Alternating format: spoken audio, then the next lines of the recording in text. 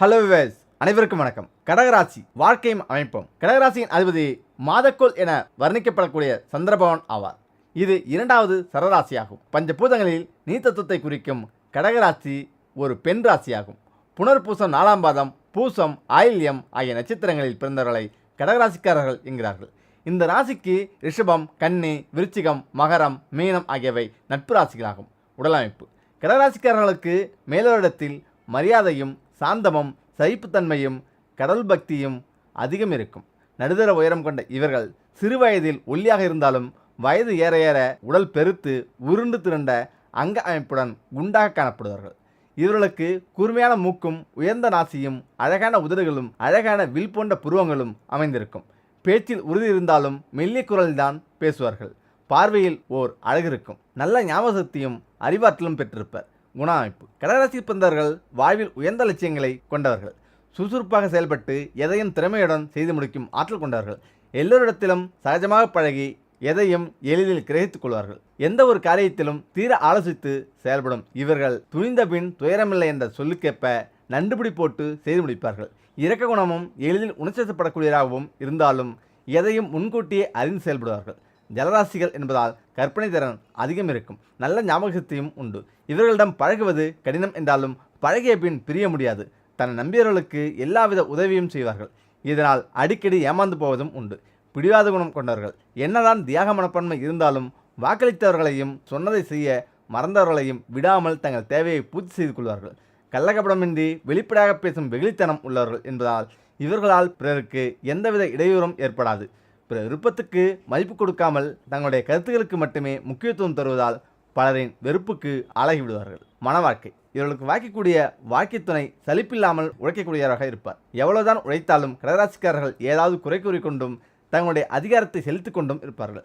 சில நேரங்களில் கொஞ்சி பேசுகிறார்களே என நினைத்தால் அடுத்த கணமே திட்டு வாங்க வேண்டியிருக்கும். ஆரம்பகால வாழ்க்கை வசதி குறைந்திருந்தாலும் இல்வாக்கை அமைத்தது முதல் உச்சத்திற்கு பஞ்சம் இருக்காது. சுகமும் துக்கமும் மாறி மாறி வந்தாலும் அதிகம் பொருட்படுத்தாமல் வாழ்வார்கள். தன் வாழ்நாளில் ஆடம்பர வசதியுடன் சுகபோக வாழ்க்கையை வாழ்வார். குடும்பத்தின் மீது அக்கறையுடன் இருப்பார். பொருளாதார நிலை. கடகராசியில் பிறந்தவர்கள் சுகவாசிகளாக வாழ்வதையே விரும்புவார்கள்.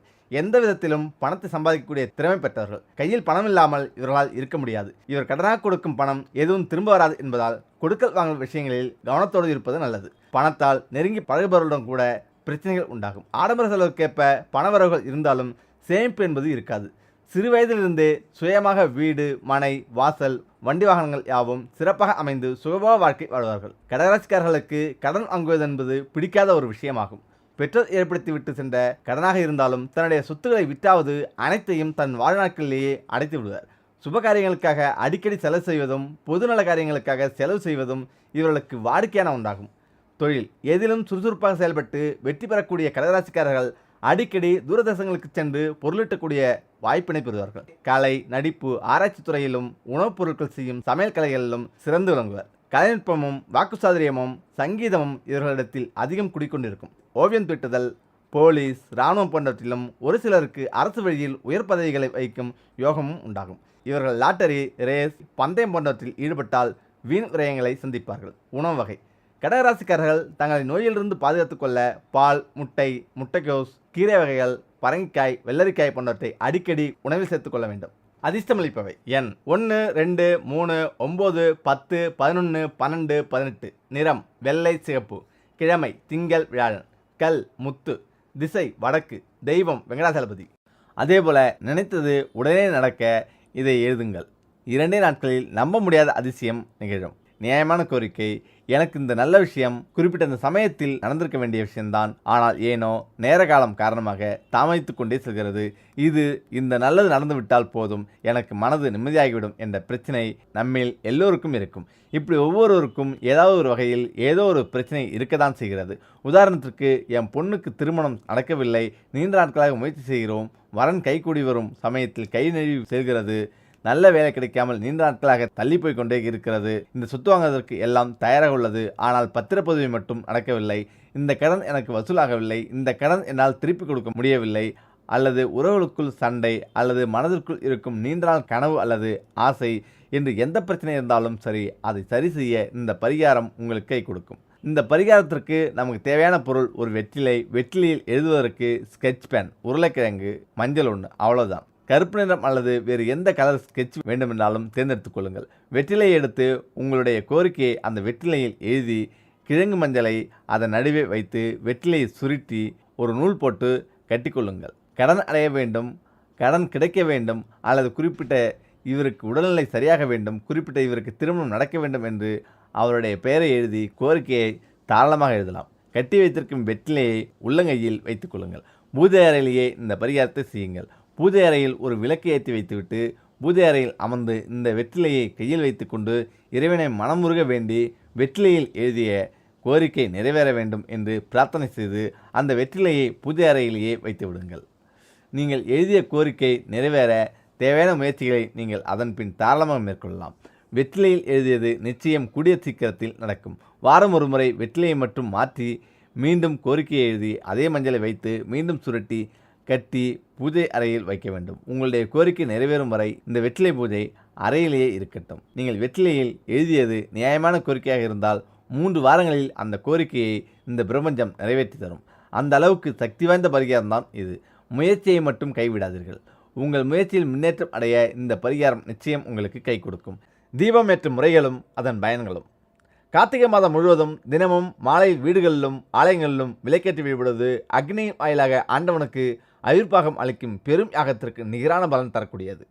காலையில் பிரம்ம முகூர்த்தமான 4 மணி முதல் 6 மணி வரையும் சூரிய உதயத்திற்கு முன் தீபம் ஏற்றி வழிபட்டால் அனைத்து செயல்களும் நன்மையை தரும் மற்றும் பெரும் புண்ணியம் உண்டாகும். முன்வினை பாவம் விலகும். மாலை 6 மணி முதல் 7 மணி வரை சூரிய உதயத்துக்கு பின் தீபமேற்றினால் திருமணத்தடை, கல்வி தடை நீங்கும் என்பது ஐதீகம். மற்றும் வீட்டில் லட்சுமி வாசம் செய்வாள். விளக்கேற்றும் முறை. ஒரு முகம் ஏற்றினால் நினைத்த செயல்கள் நடக்கும். 2 முகம் ஏற்றினால் குடும்ப ஒற்றுமை கிட்டும். 3 முகம் ஏற்றினால் புத்திர தோஷம் நீங்கும்.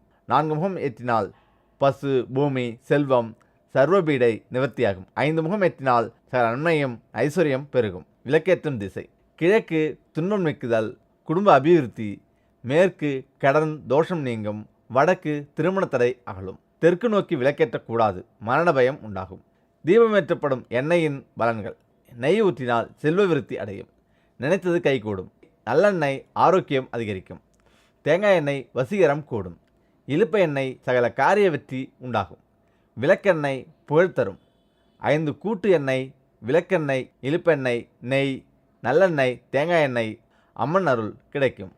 வேப்பெண்ணெய் கணவன் மனைவி உறவு நலம் பெறவும் மற்றவர்களின் உதவி பெறவும். ஆமணுக்கு எண்ணெய் அதாவது நல்லெண்ணெய் அவரவர்கள் தங்கள் குலதெய்வத்தின் முழு அருளை பெற வழி செய்யும். கடலை எண்ணெய், கடுகு எண்ணெய், பாமாயில் போன்றவை கொண்டும் ஒருபோதும் விளக்கேற்றவே கூடாது. மணக்கவலையும் தொல்லைகளையும் பாவங்களையுமே பெருக்க வல்லவை இந்த எண்ணெயின் தீபங்கள். எண்ணெய்க்கு உகந்த தெய்வங்கள். விநாயகர் தேங்காய் எண்ணெய் ஊற்றலாம். மகாலட்சுமி பசுநெய். குலதெய்வத்திற்கு வேம்பு, இலுப்பை, பசுநெய் கலந்த எண்ணெய். பைரவருக்கு நல்லெண்ணெய். அம்மனுக்கு விளக்கெண்ணெய், வேம்பு, தேங்காய், இலுப்பை, பசுநெய் சேர்ந்த 5 கூட்டு எண்ணெய் அம்மனுக்கு ஏற்றலாம். பெருமாள், சிவன், முருகன், பிற தெய்வங்களுக்கு நல்லெண்ணெயை பயன்படுத்தலாம். திரிகளின் வகைகளும் அவை தரும் பலன்களும். திரிகள் புதிதாகவும் கெட்டியானதாகவும் இருக்க வேண்டும். குத்துவிளக்குக்கு பயன்படுத்தும் திரிகளாலும் பயன்கள் மாறுபடும். பருத்தி பஞ்சு குடும்பம் சிறக்கும், நற்செயல்கள் நடக்கும். வாழைத்தண்டினார் முன்னோர் சாபம், தெய்வ குற்றங்கள் நீங்கி அமைதி உண்டாகும். தாமரைத்தண்டு நூல் முன்வினை பாவங்கள் நீங்கி நிலைத்த செல்வம் கிடைக்கும். வெள்ளை இறுக்கம் பட்டை செல்வம் பெருகும். புதிய மஞ்சள் துணி நோய்கள் குணமாகும். புதிய சிவப்பு வண்ண துணி குழந்தையின்மை தொடர்பாக தோஷம் நீங்கும். புதிய வெள்ளை துணி திரி அனைத்து நல்ல பலன்களும் கிடைக்கும். முக்கியமாக துணியின் மீது பன்னீர் தெளித்து காய வைத்து பின்பு திரியாக்கி விளக்கேற்றுவது மிகவும் நல்லது.